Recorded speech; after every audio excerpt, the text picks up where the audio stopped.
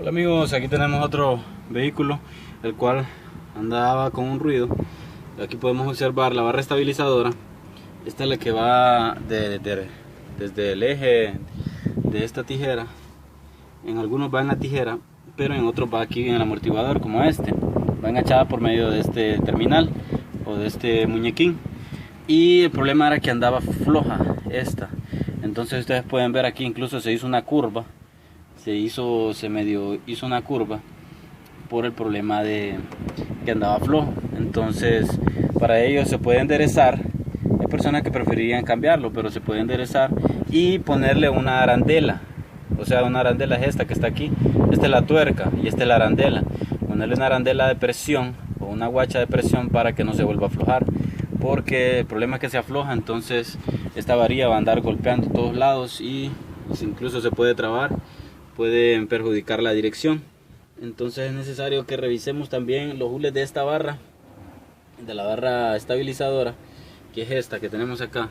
Como les decía, que va de lado a lado, o sea que esta barra va hacia la otra rueda también.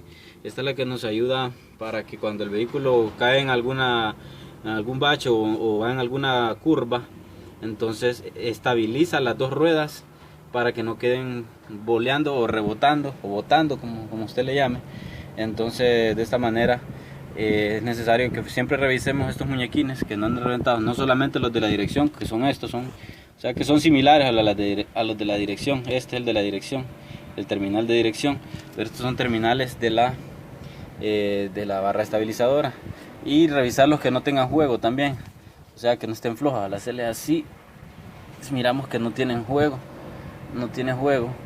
sino que solamente se habían aflojado y producido un ruido que al caer en un bache le hacía pap, pap. Era como, ya les voy a hacer, como así.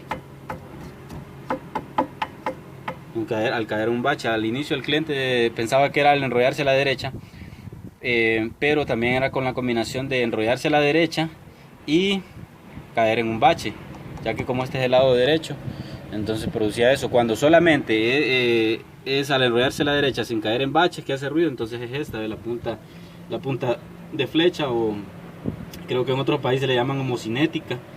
Entonces esa es la que debe cambiar cuando se enrolla a la derecha y traquea como clac clac clac clac.